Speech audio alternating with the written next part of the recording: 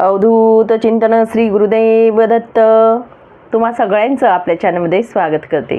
तर बघा, आजचा आपला खूप महत्त्वाचा असा विषय होणार आहे आणि टायटल किंवा थंबनेल बघून तुम्ही हा व्हिडिओ बघणार आहात हे मला माहिती आहे. कारण विषय खूप नाजूक आहे. आपल्या घराचा आहे, आपल्या संसाराचा आहे, आपल्या नवऱ्याचा, आपल्या मुलाचा, आपल्या सर्वस्व जे काही असतं स्त्रियांसाठी ते म्हणजे आपलं घर, आपली मुलं आणि आपला नवरा. आपल्या घरामध्ये शांतता नांदत असते म्हणजे आपल्याला प्रसन्न वाटत असतो. भलेही ती स्त्री म्हणजे हाऊसवाईफ असो, घरात काम करणारी असो किंवा नोकरी वर्गाची असो, कुठलीही असो, पण त्या स्त्रीचं एक मागे जे वैशिष्ट्य असतं ते म्हणजेच काय, तर आपल्या घरात सुख समृद्धी नांदणे. आपले मुलं जे असतात ते व्यवस्थित वागावेत, व्यवस्थित राहावेत, त्यांचं वागणूक, त्यांचे संस्कार, आपल्या नवऱ्याचं वागणूक, त्यांचे संस्कार हे व्यवस्थित सुरळीतपणे चालत असलं ना, ते बघूनच एखाद्या स्त्रीचं मन प्रसन्न होत असतं. पण या विरुद्ध म्हणजेच आपल्या घरात जर कटकटी असल्या, आपली मुलं जर आपले ऐकत नसतील किंवा नवरा ऐकत नसेल, वारंवार भांडण तुमच्यामध्ये होत असतील, वारंवार आपल्या घरामध्ये वादविवाद होत असतात, भांडण होत असतात, मुलांचं आईसोबत जमत नाही किंवा वडिलांसोबत जमत नाही, वडिलांचं किंवा नवऱ्याचं घरात आल्याबरोबर बाहेर खूप छान राहतात पण घरात आल्याबरोबर वादविवाद होत असतो, मुलांचं देखील घरात आल्यानंतर मित्र मैत्रिणींसोबत छान असतात पण मात्र आपल्या घरात आल्यानंतर वादविवाद करत असतात, चिडचिड करत असतात. अशा गोष्टी जर घडत असतील तर नक्कीच त्यासाठी एक सुंदर अशी सेवा आपल्या महाराजांची आहे आणि ती नक्कीच मी तुम्हाला सांगेल. पण त्याआधी सांगेल, बघा, आपल्या घरामध्ये असं काही घडत असतं तेव्हा बऱ्याच महिला काय करतात, त्यासाठी आपण बऱ्याच बाबा बुवांकडे जात असतो. दत्त महाराजांच्या सेवेत तुम्ही आलेले आहात, स्वामी समर्थ महाराजांच्या सेवेत जर तुम्ही आहात तर पूर्णपणे तुमचा विश्वास, तुमचा जी शंका असते ना ती घ्यायची नाही आहे आणि विश्वास पूर्णपणे ठेवून आपल्याला या मार्गात राहायचं आहे. तुम्ही जर महाराजांचे सेवेकरी आहात तर मी तुम्हाला हे नक्कीच आधीच सांगते, कारण जिथे शंका आली तिथे पाय आपला निघत असतो स्वामी सेवेतून, हे आपण मान्य करावं. महाराज सांगतात निशंकपणे, निर्भयपणे आपल्याला त्यांच्या मार्गात राहायचं आहे आणि जो टिकतो तोच खरा सेवेकरी असतो. आणि त्यासाठी आपल्याला या गोष्टीच्या आहारी आपण जात असतो. जेव्हा आपल्या घरामध्ये असं वातावरण होत असतं तेव्हा आपण काय करतो, बाहेर इकडे तिकडे बघतो, मग धागा तोडा काहीतरी करून आणतो, ही शांती कर, ते कर, हे कर, बऱ्याचशा सेवा करतो आणि त्यामुळे काय होत असतं, आपल्या घरातली लक्ष्मी जी असते ती सुद्धा बाहेर जात असते. यामुळे लक्ष्मीचा ऱ्हास आपल्या घरामध्ये होत असतो. म्हणून या गोष्टींना बळी पडू नका.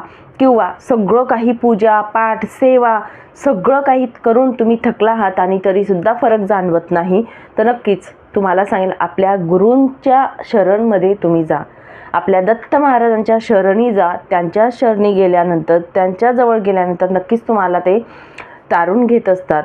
त्यांना नक्कीच म्हणजे त्यांच्याजवळ गेल्यानंतर ते नक्कीच आपल्याला मायेचा हात फिरवत असतात. म्हणून तुम्हाला ही सेवा सांगेल, नक्की तुम्ही करा. मनापासून श्रद्धेने, निष्ठेने, निशंकपणाने केली तर 3 दिवसात तुम्हाला बदल घडायला मिळेलच, हे लक्षात ठेवा. पण परत मी पुन्हा सांगेल, जी चूक तुम्ही आधी केली असेल, इकडे तिकडे बघत असणार, तर हे सोडा. पूर्ण विश्वास ठेवून तुम्हाला श्रद्धेने ही सेवा करायची आहे. फक्त महाराज आणि महाराज आहे. जीवन पण महाराज आणि मृत्यू पण महाराज. हे जेव्हा तुम्ही कराल तेव्हाच तुम्हाला कोणत्याही सेवेचं फळ मिळेल, हे आधी लक्षात घ्या. नंतर तुम्ही सेवा करायला सुरुवात करा. जोपर्यंत तुमचा निश्चय नाही तोपर्यंत सेवेचं फळ तुम्हाला मिळणार नाही, हे सुद्धा मी आधीच सांगते, ठीक आहे. तर सर्वप्रथम तुम्हाला सांगेल, जेव्हा आपण सगळं काही सेवा करून थांबत असतो किंवा थकून जातो तेव्हा आपल्या गुरूंच्या शरणी येत असतो आणि आपल्याला दत्त महाराजांची सेवा करायची. आता दत्त महाराजांची सेवा म्हटलं की बरेच लोक बोलतील, केव्हा चालू करावी, कशी करावी, काय करावी, नियम असतात का, अटी असतात का, हे येते बरेचसे प्रश्न आधीच आपल्या डोक्यात येतात. पण सर्वप्रथम आपले गुरु म्हणजे सर्वस्व असतात, हे आपल्याला तारून घेतात. म्हणून आपण ह्या शंका बाजूला ठेवायच्या आणि आपल्याला फक्त सेवा करायची. माझी आई दत्त महाराज आहेत, ते मला इथून काढणार आहेत, हा जो मोठा प्रश्न माझ्यासमोर आहे माझ्या संसाराचा, यातून नेणार आहेत. म्हणून दत्त महाराजांच्या जवळ बसायचं आहे पहिल्या दिवशी. जेव्हा पण तुम्हाला वाटेल त्या दिवशी सुरुवात करायची आहे. त्या दिवशी बसल्यानंतर दत्त महाराजांना तुमचं काय घरानं सांगायचं आहे तिथे सांगा. महाराजांना सांगा तुमच्या संसाराचं, नवऱ्याचं, मुलांचं काय कटकटी असतात तिथे सांगावं महाराजांना. महाराजांना सांगावं की ही सेवा मी यासाठी करत आहे, महाराज मला तारून घ्या. तुम्हाला रडायला आलं, रडून घ्या. काय ते तुमच्या शंका असतील तिथे महाराजांना सांगा आणि सेवेला सुरुवात करा. आता सेवा करत असताना काय करावी, तर बघा, मंदिर जर असेल तर अवश्य मंदिरात जा. मंदिरात भेट दिले अतिउत्तम ठरतं, कारण तिथे पॉझिटिव्ह एनर्जी जास्त प्रमाणात असते. म्हणून मंदिरात तुम्ही सांगा. घरी आल्यानंतर सुद्धा आपले स्वामी समर्थ महाराजांची मूर्ती आपल्या घरात असते, दत्त महाराजांचा फोटो असतो, तिथे सांगा आणि आपण सेवा सुरुवात करायची. सेवा करत असताना तुम्हाला सांगेल, तुम्हाला एकही रुपया न खर्च करता ही सेवा आपल्या घरात करायची. फक्त तुमचा काय पाहिजे, खरा भाव आपला पाहिजे, स्वतःचा भाव आपला पाहिजे आणि वेळ आपला आपल्या सेवेला द्यायचा आहे. बस 1 रुपया तुम्हाला खर्च करायचा नाही. प्रथम आपल्याला पहिल्या दिवशी आपल्या देवघरासमोर बसायचं आहे. बसल्यानंतर तिथे आपल्याला चटई किंवा मॅट आपल्याला घ्यायची आहे. एकच मॅट आपली 21 दिवस राहणार आहे, याची काळजी आपण घ्यावी.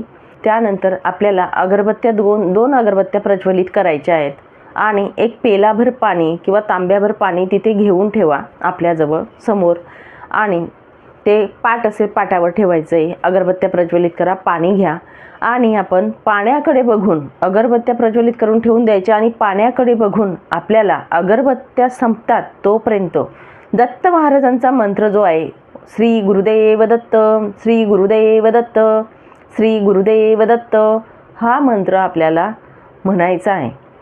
अगरबत्त्या संपतात तोपर्यंत हा मंत्र म्हणायचा. आपण मंत्र म्हणत असताना तिथून उठणार नाही, याची काळजी आपल्याला घ्यायची आहे.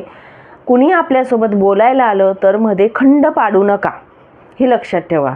आपण या पद्धतीने तो मंत्र जप करावा की आपल्यासमोर दत्त महाराज बसलेले आहेत. आपण जेव्हा कुठलीही सेवा करत असतो तेव्हा मध्ये बोलायला सांगत नाही. त्याचं कारण काय असतं, आपली सेवा जी असते ती खंडित होत असते. आपण आपल्या गुरूंच्या कॉन्टॅक्टमध्ये म्हणजे समोर बसलेले आहेत त्यांच्यासोबत किंवा त्यांचा मंत्र जप जर आपण करत असतो, मध्येच कुणासोबत बोललं तर ती सेवा खंडित होते. त्यांना पण राग येईल, हे लक्षात ठेवा. त्यांना काय वाटेल, माझ्यापेक्षा महत्त्व दुसऱ्याला देतो, म्हणजे आपल्या गुरूंपेक्षा महत्त्व आपण दुसऱ्याला देत असतो आणि आपली सेवा तिथे खंडित होत असते. त्याचा रिझल्ट तुम्हाला भेटणार नाही. म्हणून आपण सेवा करत असताना तिथून उठायचं नाही. आपल्या अगरबत्त्या संपतात तोपर्यंत आपल्याला हा मंत्र जप करायचा आहे. पाण्याकडे बघून, एक नजर बघून, म्हणजे एक नजर आपली जी असते ती पाण्याकडेच राहायला पाहिजे. आपण जी सेवा करणार आहोत त्या सेवेमुळे काय होणार आहे, पाणी जे असतं त्यामध्ये अट्रॅक्ट करण्याची क्षमता जास्त प्रमाणात असते. ज्या काही सेवा असतात त्या पाण्यावर जास्त दिल्या जातात, कारण अट्रॅक्शनचं जी पॉवर असते ती पाण्यात जास्त असते. आणि जेव्हा आपण हा मंत्र जप करतो तेव्हा पाण्याकडे बघून म्हणायचं. या पद्धतीने आपल्याला मंत्र जप करायचं आहे. त्यानंतर तुम्हाला सांगेल, जे अभिमंत्रित झालेलं तीर्थ जे पाणी असणार आहे, अगरबत्त्या संपल्यानंतर प्रार्थना करावी, दत्त महाराजांना नमस्कार करावा, त्यानंतर मुजरा करावा. आपण मुजरा केल्यानंतर अगरबत्त्यांची थोडीशी रक्षा त्या पाण्यात टाका आणि ते पाणी आपल्या घरातील प्रत्येक व्यक्तीला आपण प्यायला द्यायचं आहे. आपण स्वतः देखील प्यायचं आहे आणि सगळ्यांना ते पाणी आपण द्यायचं आहे, हे करावं. त्यानंतर अजून एक म्हणजेच काय की संध्याकाळच्या वेळेस आपल्याला संध्याकाळ म्हणजे आपण दिवाबत्ती करत असतो तेव्हाच्या वेळेस आपल्याला आपल्या दरवाजा जो मुख्य दरवाजा असतो त्याच्या बाहेर एक दिवा प्रज्वलित करतो आपण आणि तुळशी मातेजवळ एक दिवा प्रज्वलित करत असतो. ज्या महिला दिवा प्रज्वलित करत नसतील तुळशी मातेजवळ त्यांना आवर्जून सांगेल, सुरुवात करा तुळशीजवळ दिवा लावायची. त्याने प्रचंड फरक पडतो, 50% फरक तुम्हाला जाणवेल. तर दिवा प्रज्वलित करावा मुख्य दरवाजाच्या बाहेर आणि तुळशी मातेजवळ. त्यानंतर आपण देवघरासमोर येऊन बसावं संध्याकाळी सुद्धा आणि तुम्हाला सांगेल तिथे 2 अगरबत्त्या लावायच्या आहेत. अगरबत्त्या प्रज्वलित केल्यानंतर संध्याकाळी तुम्हाला घोर कष्टोद्धारण स्तोत्र हे तुम्हाला 11 वेळा म्हणायचं आहे किंवा तारक मंत्र 11 वेळा म्हणायचं आहे. या दोघीपैकी एक जरी तुम्ही म्हटलं तरीही चालेल.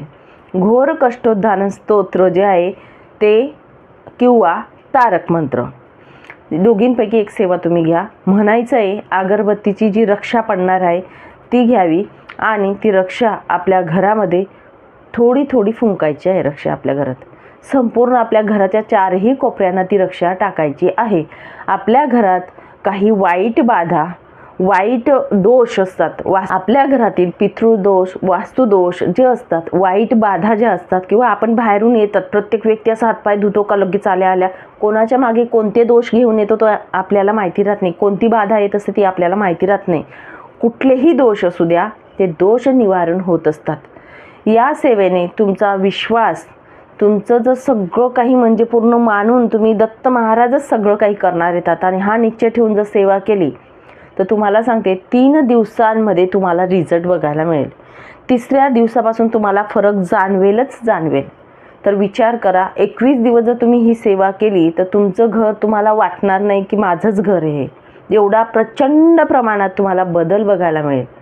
म्हणून ही सेवा जी फक्त करताना तुम्हाला सांगेल, पूर्ण विश्वास, पूर्ण मनाचा निश्चय करून आणि निशंक भावनेने करायचं आहे की होणारच आहे आणि होईलच. दत्त महाराजांची एवढा चमत्कार दाखवतात लोकांना, तर तुम्हाला देखील होईल. पण फक्त विश्वासाने करा, एक निश्चय ठेवून करा.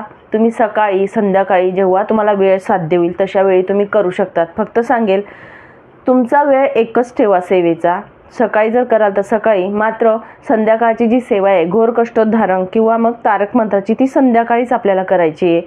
तुम्ही दत्त महाराजांचा जो मंत्राची सेवा आहे पाणी अभिमंत्रित करणं, ते सकाळी पण करू शकता देवपूजा झाल्यानंतर.